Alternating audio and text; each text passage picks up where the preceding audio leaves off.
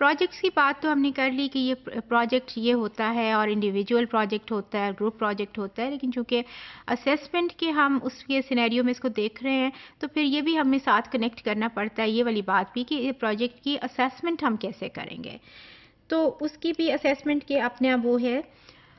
دیکھیے پروجیکٹ جو بھی آپ کو اسائن ہوتا ہے چاہے وہ انڈیویجولی ہے چاہے آپ کو گروپ لیول پہ دیا گیا ہے تو اس کے اندر ایک فرام نتھنگنیس ٹو آپ نے فائنل سٹیج پہ جانا ہے. ٹھیک ہے نا؟ صرف آپ کے مائنڈ میں ہوتا ہے پہلے وہ پروجیکٹ، پھر اس کے بعد آپ اس کو پیپر پہ لاتے ہیں. اگر گروپ میں ہے تو آپ ڈسکشنز میں لائیں گے، اپنی ڈیوٹیز بانٹیں گے، پھر آپ اپنا وہ دیکھیں گے. لیٹس سے کہ آپ کسی فیکٹری سے ریلیٹڈ کر رہے ہیں، آپ فیکٹری کی سائٹ پہ جانا، وہاں لوگوں کو، یہ سب اس میں ہوتا ہے. تو ایک لمبے اس کے اوپر وہ ہوتا ہے یہ چیز. جس نے اسیس کرنا ہوتا ہے وہ سارا صرف گروپ، وہ آخر میں تو آپ اس کو ایک رپورٹ پریزنٹ کرتے ہیں، ہو سکتا ہے پریزنٹیشن دیتے ہیں، واٹ ایور. اس نے ان ساری چیزوں کو دیکھنا ہوتا ہے. اب یہ دیکھیں یہ جو فگر ہے یہ بالکل دکھا رہی ہے، اس میں ہو ہے، میننگ آپ نے لیٹ سے کہ ہم ہو کو ڈیفائن کر لیتے ہیں کہ اگر 5 لوگ تھے تو انہوں نے کس نے کون کون تھا. ٹھیک ہے جی، آپ تھے آپ تھے آپ تھے. اور اس کے بعد پھر جو ہے ہاؤ، انہوں نے کیسے اس کو کیا، کیسے ڈیوائڈ کیا، کیسے پلان کیا، کیسے ڈسکس کیا. ہاؤ جو ہے آپ کے کیسے کے ساتھ ریلیٹڈ ہے اور کیسے میں یہ ساری چیزیں آ جاتی ہیں. آپ نے پیسے جو ہیں اس کو کس طرح سے فنڈز کو آپ نے کو یوٹیلائز کیا، کس طرح سے آپ نے جنریٹ کیے، کیسے یوٹیلائز کیے، کیسے ان پہ چیکس رکھے. ہاؤ جو ہے وہ سارے اس کے ساتھ ریلیٹڈ ہے. واٹ، آپ نے کیا کیا کیا، آپ کی کیا تھا، آپ نے کیا، آپ کو کیا ڈیوٹی اسائن ہوئی، آپ نے کیسے کی اور کیا کیا کیا. آپ رپورٹ لکھنے پہ تھے، آپ فیکٹری کے مینیجرز پہ ملنے پہ تھے، آپ لیبرز کے پاس جانے پہ تھے.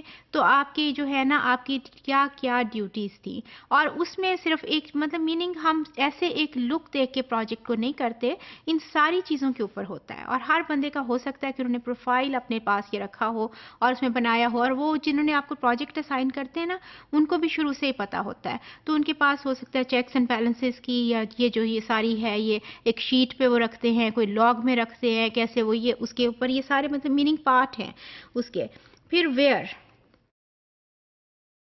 لیٹ سے کہ آپ ایک کہاں آپ نے پروجیکٹ کیا، کس طرح کیا. دس از آلسو ویری امپورٹنٹ. وہ کس طرح امپورٹنٹ ہے میں اس کی آپ کو ایگزامپل دیتی ہوں. میں فیکٹری کی ایگزامپل کے ساتھ چل رہی ہوں.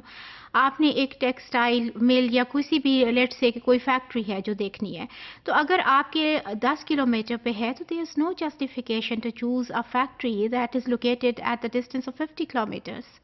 وہ بالکل آپ کا ہے نا. تو ویئر اس طرح سے یہ آپ کے فنڈز، آپ کا انرجی، آپ کا ٹائم، اس کا مطلب ہے کہ you were in mindful about these things.